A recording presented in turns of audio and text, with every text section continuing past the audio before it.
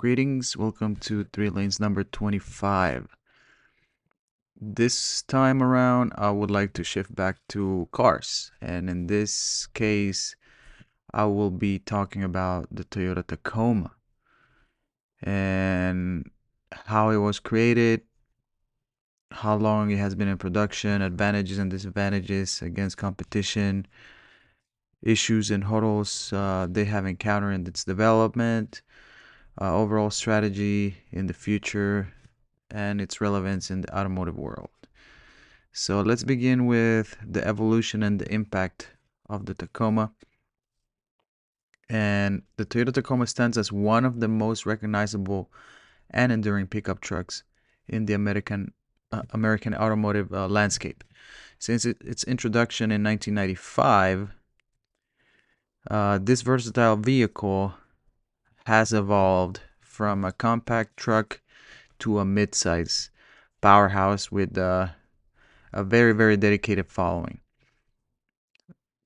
Now we're gonna explore the creation, the development, competitive positioning, challenges, and future direction of this specific truck in the automotive industry.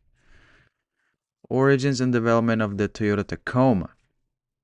Let's see. The Toyota Tacoma was introduced in 1995, like I mentioned before, in February 1995 to be specific, and it was a direct replacement for what was simply called the Toyota pickup in North America, but this truck specifically was known globally as the Hilux. Development of the Tacoma began in 1989, followed the launch of the fifth generation of Toyota pickup in the late 1988, with the project concluding in 1994. The design work was primarily conducted at Caltech Design Research in California from 1990 to 1992, and they wanted to reflect the commitment to creating a truck specifically for the North American market or preferences. Kevin Hunter's exterior design proposal was selected in the fall of 1991, and it was finalized for production in 1992. There were patents filed in Japan in April of 1993 and in the US in October of the same year. The name Tacoma comes from the coast Salish people's name for Mount Rainier in Washington State. So if you're from the US and you're familiar with Washington State, not Washington DC, but on the other side of the country, Washington State, meaning Seattle area, that's where Tacoma is actually at, and that's where the name comes from. Toyota chose this name because they wanted something short and snappy that conveys strength and power, characteristics essential for a pickup truck's marketing appeal.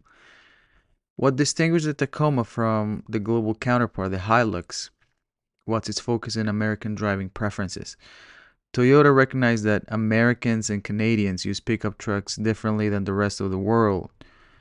Global markets primarily use trucks as utilitarian vehicles and commercial purposes, while in the US, consumers look for these vehicles, a vehicle that could serve as both work, tools, and personal transportation.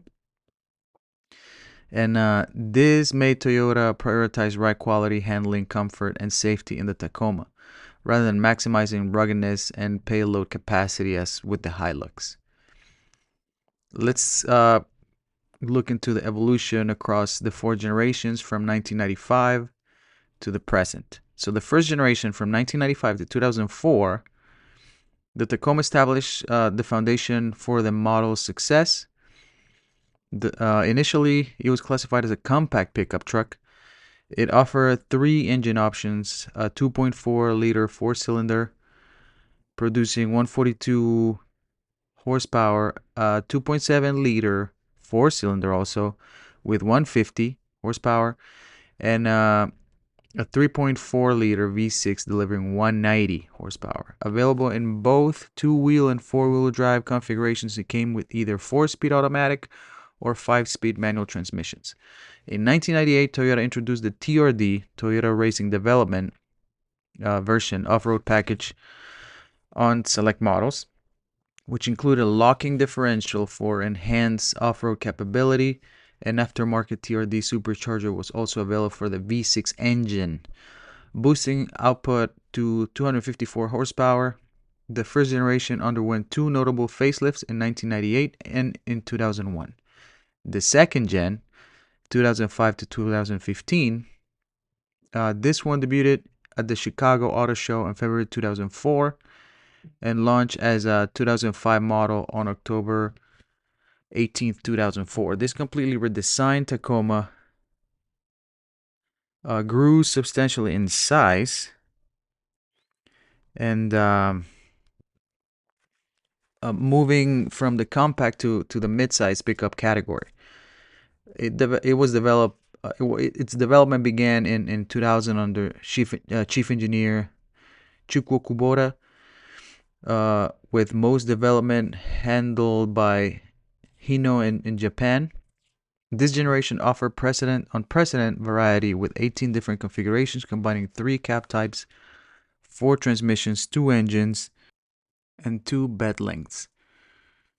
The expanded size and capabilities help cement the Tacoma's position in the competitive mid-size truck segment during its decade-long production run.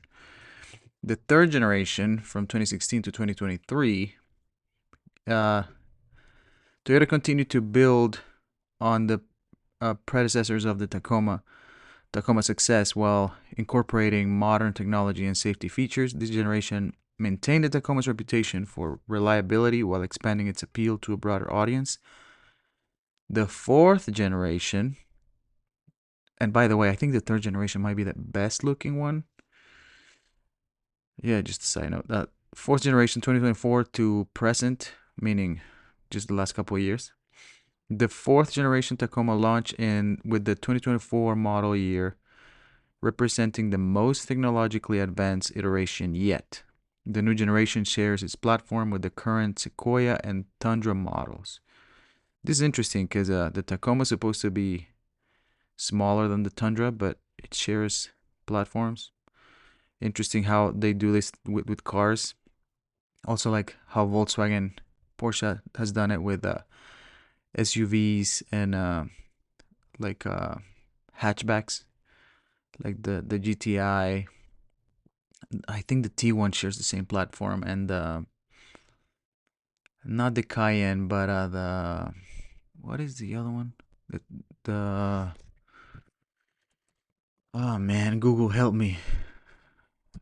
Porsche SUV. Let's see, the Macan. Yes, that's what I was looking for. Okay, the Macan. Yeah.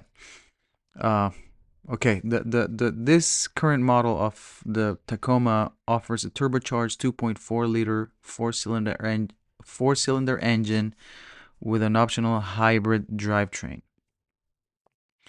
Competitive advantage and disadvantages. Advantages. The Toyota Tacoma has maintained strong market appeal thanks to several key strengths. Exceptional resale value, that's for sure. Toyotas benefit from that a lot. The Tacoma consistently holds its value better than competitors, making it a sound long-term investment.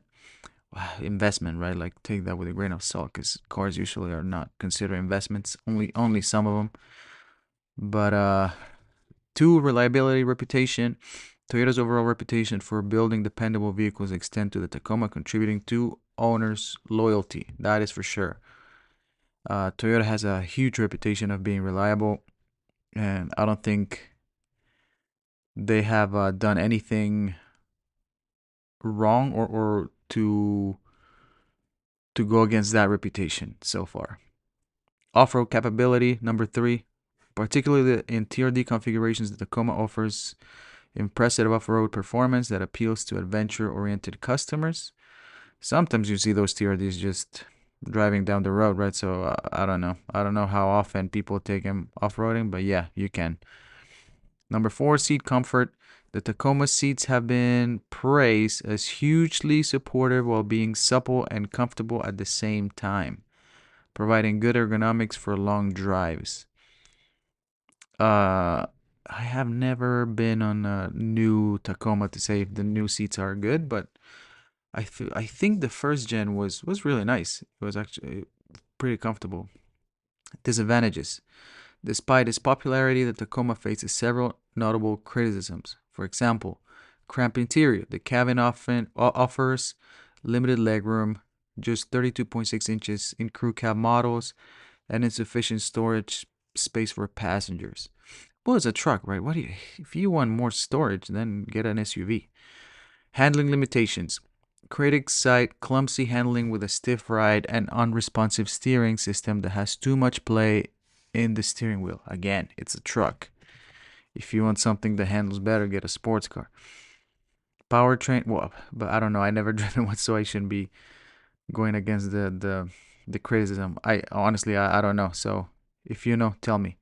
Powertrain refinement. The automatic transmission has been described as unrefined with acceleration deficiencies that create excessive engine noise and chassis shudder.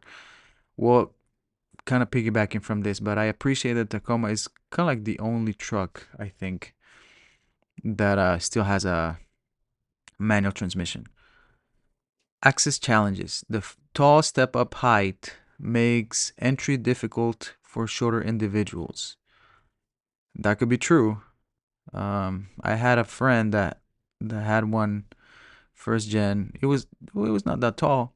The truck, he was not tall, but I guess if the older you get, you might have a harder time climbing up those tall trucks. But I think that would go with any tall vehicle.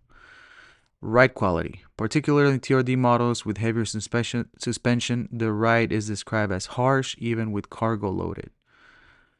Well, if it's a TRD and it's made for off-roading, man, I don't know what you guys expect. Fuel efficiency. With approximately 20 miles per gallon and 23 miles per gallon in highway, the Tacoma's fuel economy lags behind some of the competitors. When directly compared to, for example, the Ford Ranger, the Tacoma often comes up short. In objective measurements, the Ranger has been evaluated as having superior handling capabilities, supposedly is quieter and easier to live with, and has a stronger towing and cargo capabilities. The Ranger also offers a more spacious cabin, and its turbocharged powertrain is generally considered superior to the Tacoma's V6, especially for towing applications. Well, I guess. I would like to see the comparability of reliability between both trucks, but I think that's another topic. Production challenges and quality issues. Throughout its production history, Tacoma has faced several significant quality challenges. For example, frame rust problems in the first generation from 1995 to 2000. This one suffered from poor rust proofing, which led to a massive recall of approximately 800,000 trucks in 2008. And the problem, it seems like it persisted in later models. And Toyota received reports of frame corrosion on 2011 to 2017 Tacomas. Oh, that's not good. Particularly those operated in cold climate regions with heavy road salt usage. Interesting. Brake system recalls. More recently, in February 2025, Toyota recalled 106,061 Tacoma pickups from the 2024 and 2025 model years due to brake line problems. It seems like the issue affected four-wheel drive Tacomas with 17-inch wheels and 16-inch rear brakes, where mud or dirt accumulation could potentially wear through brake lines, causing dangerous fluid leaks and compromise braking performance. Other technical issues. Additional recalls have addressed problems such as spare tire detachment. Wow. Approximately 150,000 models from 2000 to 2004 were recalled due to spare tire potentially detaching from the vehicle during operation. That would be fun. It's almost like a sled, huh? You put somebody on the spare tire. Oh, if it's chain on the back. I wouldn't want to be behind a Tacoma that gets that issue on the road. That would definitely not be fun. Future strategy and electric transition. Toyota is actively planning on the Tacoma's future, and it's also thinking about increasingly electrifying their automotive landscape. There's electrification plans Toyota has confirmed development of an electric pickup truck for the American market, potentially an EV version of the Tacoma, potentially. The company has already unveiled a pickup EV concept that offers insights into their design direction for electric trucks, sorry. Expanded powertrain options. Jack Hollis, Executive Vice President of Toyota Motor North America, has indicated that Toyota is evaluating an expansion of its U.S. truck lineup to potentially include all-electric or plug-in hybrid versions of both the Tacoma and Tundra. The decision will be based on customer demand and emissions regulations rather than simply following industry trends. So like we spoke on a previous episode, Toyota has a huge investment in plug-in hybrid, which is interesting. Now the Tacoma is also, it's a hybrid now, but it's not a plug-in. So we'll see how everything turns. Global strategy. Toyota's approach appears to be carefully measured rather than rushing into full electrification like we discussed before. And the company has committed $1.3 billion to produce a new all-electric 3-row SUV in Kentucky. By the way, I don't know if you knew, but the van, what is it called? The Sienna. It's made in Indiana apparently, which is a US-made van. That's cool. The company has confirmed plans to produce an electric version of its smaller Hilux pickup for global markets, demonstrating Toyota's global approach to truck electrification while maintaining distinct vehicle identities for different regions. And as of, I think yesterday, they made a comment that they are committing to make a small truck, so smaller than Tacoma. Again, like kind of like bringing it back to the first iteration of the Tacoma. And it looks like the US is going to have a small truck again. It looks like small trucks are coming back. The Tacoma's ongoing relevance. After nearly 3 decades in production, the Toyota Tacoma has established itself as a cornerstone of the mid-size truck market in North America. Everybody loves the Tacoma, and it's kind of like a go-to truck for military people. I don't know if you've noticed that. But despite facing increased competition and occasionally quality challenges, its combination of reliability, resale value, and off-road capability continues to resonate with customers. As the automotive industry transitions toward electrification, Toyota appears to be evolving the Tacoma rather than abandon it. The introduction of hybrid technology in the current generation and plans for potential plug-in hybrid or fully electric variant suggest that Toyota sees the Tacoma nameplate as valuable enough to carry forward into the next era of automotive technology. The Tacoma's journey from a compact replacement for the Hilux to a purpose-built mid-size truck for North America consumers reflects Toyota's willingness to adapt to regional preferences. It's crazy how these two trucks had two different paths. It kind of started from the same thing, but on other countries, you can still see the Hilux as a standalone. Well, it is a standalone model, and here in the U.S., we don't get the Hilux, but we get the Tacoma. But the Hilux is a little more rounded. If you're curious, just Google Tacoma versus Hilux, and you'll see the differences. They're similar but not the same. We'll see how Toyota decides to move forward on the future for the Tacoma. I have a comparison between the Hilux and the Tacoma. If anybody's interested, I could make another episode about it. But so far, that's where it's at. I am recording this episode very late. This is a Saturday, so thanks for listening. I appreciate your time. I hope you enjoyed this episode. I'll see you next time.